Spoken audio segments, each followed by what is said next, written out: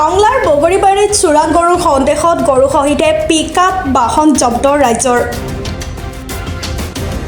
আজি পুৱাৰ ভাগত টংলা মেকেঞ্চি পথৰ বগৰীবাৰীত ৰাইজে জব্দ কৰে গৰুৰ সহিতে বলেৰো পিকআপ বাহন।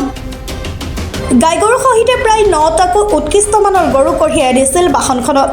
পুৱাৰ ভাগতে বাহনত গৰু কঢ়িয়াই অনা দেখি ৰাইজে বাহন ৰখাই চালকক সোধা পোছা কৰিছিল। সঠিক তথ্য দিব নোৱাৰাত ৰাইজে গৰুসহ কঢ়িয়াই অনা বাহনসহ চালকক জব্দ কৰি টংলা আৰক্ষীক গতাই দিয়ে। দীৰ্ঘদিনীয়া ধৰি বৃহত্তৰ টংলা অঞ্চলত সন্ত্ৰাসৰ সৃষ্টি কৰি আহিছে গৰু চোৰে।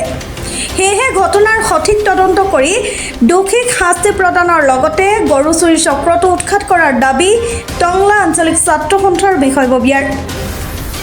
টংলা থানা অন্তৰ্গত বগৰীবাৰী অঞ্চলৰ পৰা ৰাতিপুৱাই আমাৰ আঞ্চলিক ছাত্ৰ সন্থাৰে এজন সতীৰ্থবৃন্দই ৰাইজৰ সহযোগত তাতে আপোনাৰ এখন বলেৰো বাহনত কেইবাটাও গৰু তেখেতসকলে প্ৰত্যক্ষ কৰে আৰু তেখেতসকলৰ নেতৃত্বত এটা সজাতি দলে যেতিয়া সেই গৰু লৈ অহা বাহনৰ চালকৰ লগত যেতিয়া কথোপকথন কৰে সেইখিনি সময়তে গম পায় যে কিছুমান ব্যক্তি পানেৰী অঞ্চলৰ পৰাই তেখেতসকলক পিছা কৰি আহিছিলে। আৰু তেনেকুৱা এটা পৰিপ্ৰেক্ষিতত আমাৰ টংলা অঞ্চলিক ছাত্ৰ সন্থাৰ বিষয়ববীয়াসকলে টংলা থানাৰ অন্তৰ্গত যিহেতুকে এলেকা টংলা থানাৰ লগত যোগাযোগ কৰে আৰু যোগাযোগ কৰি ইতিমধ্যেই বলেৰো বাহনৰ সৈতে গৰু আৰু বলেৰো বাহন আৰু লগতে চালকসকলকো টংলা থানাৰ ভাৰপ্ৰাপ্ত আৰক্ষী বিষয়াৰ হাতত চমজাই দিয়ে।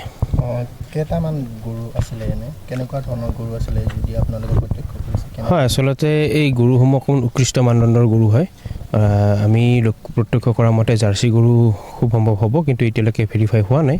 নিশ্চয় বিভাগীয় কৰ্তৃপক্ষই সেইসমূহ বিষয়ে আপোনালোকৰ আগত অধিক তথ্যৰে তেখেতসকলে আপোনাক অৱগত কৰিব। যিহেতু আমি এই অঞ্চলত দেখি আছোঁ কেইবাদিন ধৰি গৰু চোৰৰ যি উপদ্ৰৱ বা তেনেধৰণৰ সমস্যাত সাধাৰণ ৰাইজে ভুগি আহিছে, তেনেস্থলত আজি এনে এটা ঘটনাই নিশ্চয় উদ্বেগৰ সৃষ্টি কৰিছে। হয়, আচলতে ৰাইজ উদ্বিগ্ন হৈছে, এইটো সঁচা কথা ক'ব গ'লে।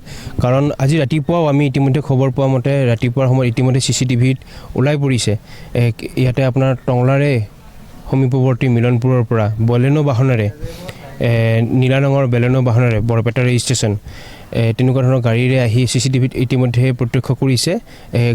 আহি তেখেতসকলে গৰু লৈ গৈছে, চোতালৰ পৰা গৰু বান্ধা গৰু তেখেতসকলে চুৰ কৰি লৈ যোৱা পৰিলক্ষিত হৈছে বা তেনেকুৱা ধৰণৰ বিভিন্ন ধৰণৰ ইয়াতে ঘটনা চলি আছে। আৰু তাৰ লগতে এতিয়া ধৰক আজি এখন বলেৰো পিকআপ বাহনত যেনেকুৱাকৈ ৰাইজে প্ৰত্যক্ষ কৰে বা আমাৰ ছাত্ৰ সন্থাৰ বিষয়ববীয়াসকলে প্ৰত্যক্ষ কৰে, সেইকাৰণে আমাৰ ছাত্ৰ সন্থাৰ বিষয়ববীয়াসকলে ইয়াৰ পুলিচক অৱগত কৰে। কাৰণ কিয় ইয়াৰ অধিক তথ্য আচলতে পুলিচে বা প্ৰশাসনে এইসমূহ তথ্যসমূহ গোটাই লৈ আচলতে ৰাইজক সকাহ দিয়াৰ কিন্তু প্ৰচেষ্টা কৰিব লাগিব। কাৰণ কি ইয়াতে দিনে নিশাই আমি বাৰম্বাৰ দেখি আহিছোঁ যে বহু লোকৰ অভিযোগ যে তেখেতসকলৰ গৰুসমূহ নাইকিয়া হৈ গৈ আছে।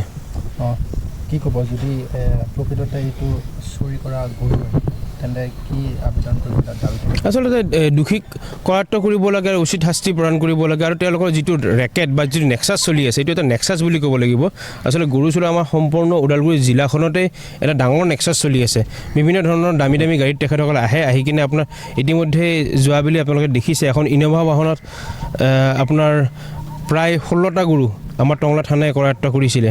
ইয়াৰ আগতো তেনেকুৱা ধৰণৰ অভিযোগ বা প্ৰতি অভিযোগো আছে, আপোনাৰ দেখিও আহিছে। কিন্তু এতিয়া কথাটো হৈছে কি এইসমূহ ৰেকেট আচলতে কিবা এটা নেক্সাছত চলি আছে, গতিকে এই ৰেকেটসমূহ উৎখাত কৰিব লাগে।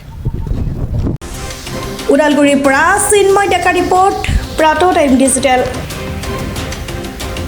শদিয়াৰ পৰা ধুবুৰীলৈ, বৰাকৰ পৰা ব্ৰহ্মপুত্ৰলৈ সকলোৰে মাজত চিনাকি এটা নাম প্ৰাতঃ টাইম।